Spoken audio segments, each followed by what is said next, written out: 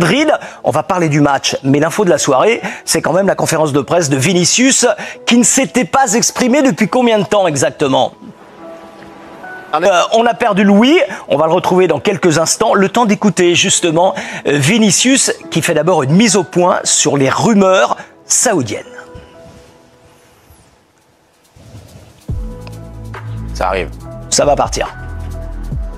Eu estou muito tranquilo porque tenho contrato hasta 2027 e ojalá podemos renovar meu contrato quanto antes possível porque sou feliz aqui, estou cumprindo meu sonho de jogar com os melhores jogadores do mundo, com o melhor mister, com o melhor presidente, com a melhor afición, onde toda a gente me dá para seguir a história, para seguir todo lo que este clube me ha dado, que el presidente me ha dado. Ojalá puedo seguir marcando mais goles, cumprindo mais partidos com esta camiseta, porque meu sonho de niño sempre era legar estar aqui. Agora que já é legado, tenho na história, já é ganado e posso ganhar muito mais e posso entrar na história deste clube que é muito complicado porque há muitos jogadores que han passado por aqui, grandes leyendas, e eu quero seguir como eles. Quiero ser muy directo. ¿Te sentiste traicionado, engañado por no ganar ese Balón de Oro? No, porque hay gente que hay que votar y la gente vota en lo que ellos creen. Yo tengo mi pensamiento, mis compañeros también, mucha gente me dan mucho apoyo para seguir jugando. Nunca he soñado en ganar el Balón de Oro, pero claro que cuando tú estás cerca de ganar, tú la quieres ganar, pero tendré muchas oportunidades de ganar otros premios, de ganar títulos con este club que es el más importante, porque ya he ganado 2 Copas de Europa y estoy aquí para ganar mucho más. ¿Y quién decide que no vais a lo decís tú, lo decide el club? Siempre el club, porque yo hago lo que el club manda y el club me ha pedido para quedarme en Madrid, me he quedado tranquilo y ahora vamos por las próximas. Il n'avait pas parlé depuis 2 ans et demi, on l'apprend ça. C'est le Real qui lui a demandé de rester. On s'en doutait un petit peu, mais là il le dit. Ça n'a pas la même valeur. Hein. Le Real avait demandé aussi à Ancelotti de rester à Madrid. Et ce qui est pire, c'est-à-dire que la réaction épidermique d'un joueur qui pensait être au courant qu'il ne l'aurait pas, elle est peut-être excusable. La décision d'un club, en l'occurrence de Florentino Pérez, de boycotter une cérémonie qui participe à construire la légende de ce club, même si évidemment c'est les trophées que remportent ces joueurs, et voilà. Mais le Ballon d'Or est largement associé au Real Madrid. Mais être élégant dans la victoire, c'est une chose. Quand on l'est dans la défaite, ça l'est encore plus. Et ils ont volé une partie, je trouve, du Ballon d'Or à Rodri. Et de ça, Florentino Pérez, moi, je ne lui pardonnerai jamais. Et il l'a en travers de la gorge, Vinicius. Hein. Il dit c'est le club qui m'a demandé de rester. Mais c'est fort de le dire. Après, peut-être qu'il se cache derrière le club. Peut-être que s'il a su qu'il l'aurait pas, est-ce qu'il avait envie de prendre l'avion absolument pour aller à Paris voir son copain ou pas, d'ailleurs, l'applaudir. Je sais pas. Moi, je pense que même là, il dit que c'est pas un rêve d'avoir le Ballon d'Or. Je pense que quelqu'un comme Vinicius y pense. C'est quand même pas le. Non, mais il dit quand on est près de l'avoir, on veut l'avoir quand même. Ouais, bien sûr, mais je pense quand même qu'il y pensait, il s'y attendait et il l'aurait espéré, même si c'est pas un objectif principal. Un joueur comme Vinicius qui se met autant en avant individuellement, qui a vu Benzema juste avant lui le gagner, qui a pu participer à ça avec l'histoire de Madrid et il a toujours communiqué comme il le fait là son amour pour le club. Ça m'étonnerait quand même qu'il n'y ait pas eu une grosse déception après l'annonce de Rodri. Sans doute. Et il met un terme également aux rumeurs saoudiennes. C'est super. Et ça, c'est important aussi. Ouais. Mais enfin, qui pensait que c'était dans les c'est tellement grotesque. Ah non, mais Geoffroy, moi j'ai arrêté de considérer que c'était grotesque. Hein. Non, mais il y a des choses, c'est pas comparable, mais je veux dire, John Duran, je veux dire, qui est un jeune joueur émergent là, qui est en première ligue. Non, mais il est pas vieux, il est parti. Donc moi, les jamais, j'ai arrêté. Mais Vini avec 24 ans, moi, c'est impensable. Non, mais d'accord, mais si on te dit c'est 500 millions, 1 milliard, maintenant on te sort des trucs à dormir debout. Enfin, okay. moi je préfère. Je suis un doux rêveur, Bertrand. Moi je suis heureux de l'entendre de sa bouche. Ouais, c'est vrai qu'il y a pas mal de joueurs qui sont quand même dans ce cas et on est quand même surpris de certains profils qui préfèrent s'émanciper comme ça. C'est comme ça. On en revient au match. Les probas opta, Geoffroy. Qui ne sont pas les vôtres, qui sont celles des outils statistiques d'opta. Bien sûr, absolument. D'ailleurs, parce que si c'était l'histoire dont j'ai parlé, ça serait 100% pour le Real. Oui. Pourquoi ? Mais pour la seule forme du moment, attention de l'Athletic qui est dans une meilleure dynamique que le Real, d'où ce truc c'est assez équilibré, on va dire. Et est-ce que le Real, alors 58% d'accord, mais est toujours favori? Parce que quand on regarde le classement, là c'est pareil. Le Real pour l'instant n'est que 3e de Liga, derrière Barcelone et l'Atlético de Madrid. Ouais. Et surtout, quand j'ai parlé de dynamique, intéressant de savoir où était le Real il y a à peu près un mois et l'Atlético. Et on va regarder.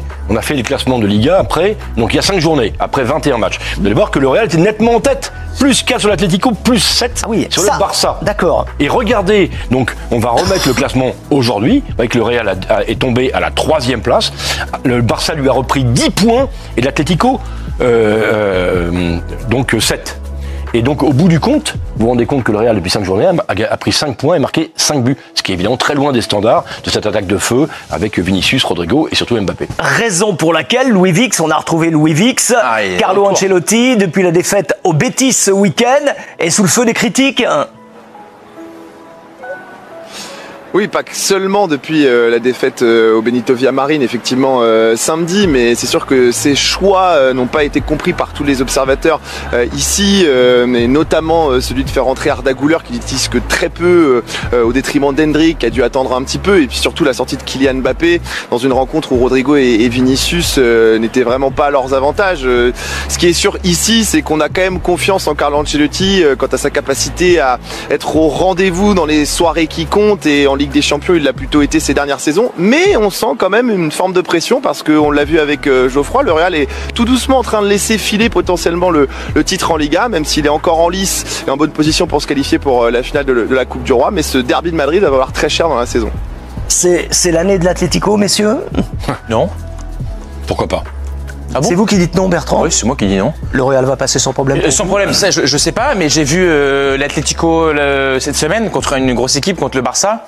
Ok, ils ont fait match nul, mais ils ont fait match nul parce que Barça l'a laissé tomber le match, mais ils ont été largement dominés pendant quasiment toute la rencontre. Sur moi, ils ont marqué 2-0 au bout de 10 minutes. Mais ça, c'est l'histoire de l'Atlético, ça. Oui, d'accord, mais ça, l'histoire de l'Atlético fait qu'à un moment donné, il y a toujours un moment donné où ils sont confrontés à meilleur qu'eux. Et je crois qu'ils ont eu des équipes largement supérieures. L'Atlético à cette équipe d'aujourd'hui. D'ailleurs, Griezmann, pour moi, on est le sabol. Griezmann, il marque des buts, il a des coups d'éclat, mais il ne met plus la main sur un match comme il le faisait avant. Non, mais il est capable, Bertrand, de faire des transversales ou des passes de génie. Des coups d'éclat. Comme contre Leipzig, il l'a fait, ou le PSG cette saison. Alvarez aussi est un grand joueur, mais et je pense que le Real Madrid, bien énervé, bien concentré avec Bellingham, parce que le week-end passé, il a fallu. Il va pas jouer le match avec Bellingham. Oui, c'est vrai. Ouais. Il faut y aller. En fait, ce qui est fou avec Il sera le retour. Au match retour, voilà. Bellingham sera très fort la semaine prochaine. Ce genre de match, par exemple, contre Barcelone, c'est qu'avec un bloc aussi bas, aller mettre 4 buts à ce FC Barcelone, même si évidemment, je pense qu'il y a eu un relâchement du FC Barcelone en fin de match, mais c'est quand même assez fou que sur des petites actions, ils arrivent toujours à être décisifs, avec l'arrivée d'Alvarez, de Griezmann qui arrive quand même tout de suite. Et toujours quand même attention, plus de buts qu'à une époque, par exemple. N'oublie pas, bien sûr. il faut pas oublier, Bertrand, que c'est aujourd'hui les rois du money time, l'Atlético. Et c'est pas seulement le relâchement du Barça. On a vu que c'est la meilleure équipe d'Europe après la 85e. Le Real n'est pas mal non plus dans les fins de match. Hein. Mais vu d'Espagne, oui, ça donne quoi? Bah, vu d'Espagne, moi j'aurais plutôt tendance à être d'accord avec vous de dire que c'est potentiellement l'année ou jamais, parce que je suis pas forcément d'accord avec Bertrand par rapport à l'analyse qu'il fait du match de la semaine dernière. C'était une rencontre, le 4 partout, où les deux équipes ont eu chacune leur momentum très fort. Rappelons quand même que l'Atlético avait quand même battu le Barça en Liga grâce à un nouveau but de Sorloth en championnat. C'est une équipe qui a perdu qu'une seule fois sur les 26 derniers matchs.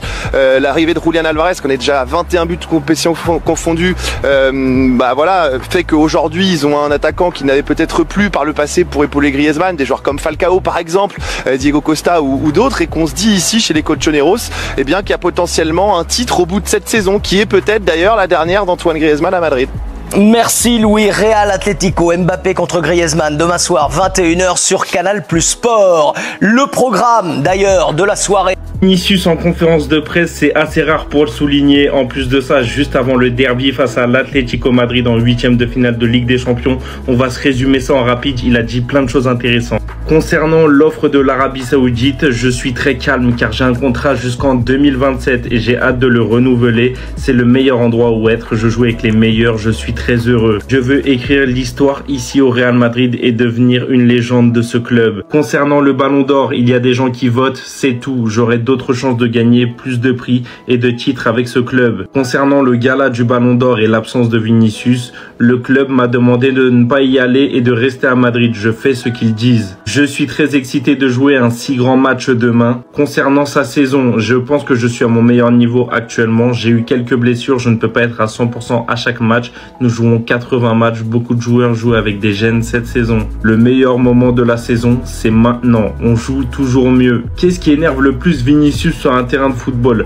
Écoutez sa réponse. Quand je reçois des cartons jaunes, quand je me plains, je dois m'améliorer, je n'ai que 24 ans, j'ai encore beaucoup de choses à apprendre. Ancelotti nous dit toujours de défendre davantage, d'aider les défenseurs. Concernant le dernier match contre le Betis, il nous a manqué beaucoup de choses, nous avons été mauvais, nous avons tout mal fait. Je vis encore des choses incroyables avec ce maillot, je réalise mes rêves, nous avons commencé à mieux jouer depuis City, j'espère que les fans pourront être avec nous et que nous pourrons donner le meilleur de nous-mêmes pour offrir un grand match à nos fans.